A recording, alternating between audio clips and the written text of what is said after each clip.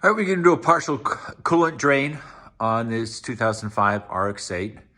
Just finished the oil and filter tranny. Next is going to be the diff after this. So there's a couple options here. And let me show you what you can do. So this 14 millimeter bolt will apparently also drain coolant. I don't need to go to that much trouble. I refresh my coolant partially about every 15 hours of racing time. And so the coolant's always very fresh. Front of the car, as we come down here, you see this cute little hole right here. And there's a Phillips. That's where you drain the fluid out of the radiator. Now, I agree, this is not a complete drain and fill. I don't need it.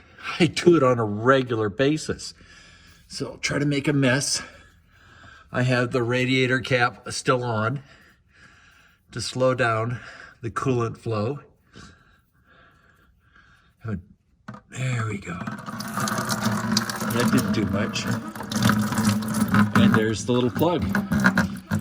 So that's coming out. I'll be back. All right, folks. Mazda Coolant, green formula, extended life. This is empty. I've already labeled it. This is the old one. And this is the new one. Now it's concentrated coolant, so you have to dilute it. And they give you the ability to dilute it back here, whatever ratio you want. I just picked 50-50. You know, I live in the Midwest. It gets really cold here. Obviously on a track, they don't want full bore coolant, but that's life. So what I do is I take a gallon of this and a gallon of my distilled water. I pour it in a clean bucket. It gets a 50-50 ratio. I then take my filler and I fill it up to a little above cold level. And then I'm going to start the car, let it idle for a bit, and ultimately I'm going to run it to the back of the lift, because one of the people that watches my YouTube videos made a very common sense comment. He said, hey, have the front end of the car up higher, and that allows more and more air to come up. No, I don't think it's an issue with this car. I mean, look at where the engine is, how low it is, or where the overflow tank is. But why not get into the habit of just doing it? Back the car up, have the front end higher than the engine, and that will help facilitate getting air bubbles out of the vehicle. Now, this does not apply to a 2017 Audi A8L. Bleeding the cooling system on that car is complicated. I've done a video on it. That will not work on that supercharged vehicle, but it should work on this. I'll be back. All right, started up the vehicle, as they say in the South. Water temp it's cool now, obviously. Oil pressure is, what, 65 ballpark? And the oil temp is cool, which is all to be expected. Now, what they say you should do in these is crank it up to the hottest level possible. You can keep the fan level very low. I'll turn off the AC. And the idea is that you want hot coolant to go through the heater core. This still has a heater core. You don't need the fan running full speed because you're simply not heating the car. So now we'll go and take a peek.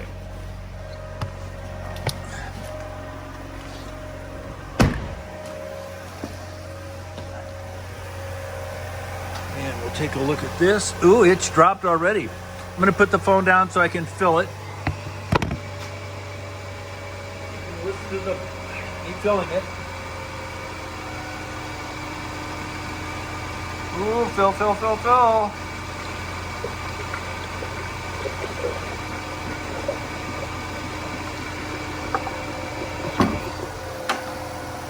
So it's bubbling out air, filling up the overflow reservoir. You can see it's right about there. Air is bubbling out. So the air in the engine that exists because we've drained the coolant is being expelled, bubbled out. Yeah, so that's the cold level. The car is basically cold. I'm gonna back it up and then we'll see what it's like, if it makes any difference having it backed up, if it raises the front end up higher. I'll be back. All right, the car is at an angle. As you can see, the front is higher than the rear.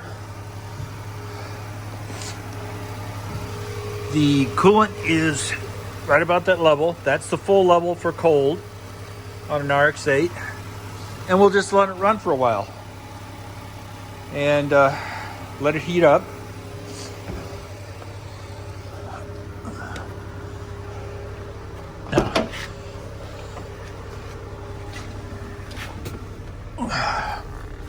Oh, it's already putting out hot air.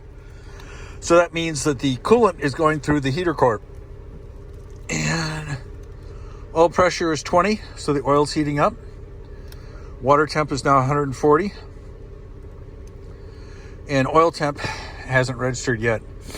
Now, I use 10W30 straight oil because rotaries don't burn synthetic oil very well unless it's Idemitsu. But that stuff's really expensive and I change the oil a lot. So water temperature is coming up. Oil pressure is adequate for 10W30 as it's starting to heat up. So life is good. Got heat coming out here. Let's see. Yeah, we're all good. Yep. So making progress. I will double check the tire pressures and then I'll go off and I'll do a little work on the bedding the brakes, which I told you are new. Got new pads, new rotors. It was done late in the fall before I had a chance to bed the rotors. Ooh, nice and toasty. All right, so I love you all. Peace out.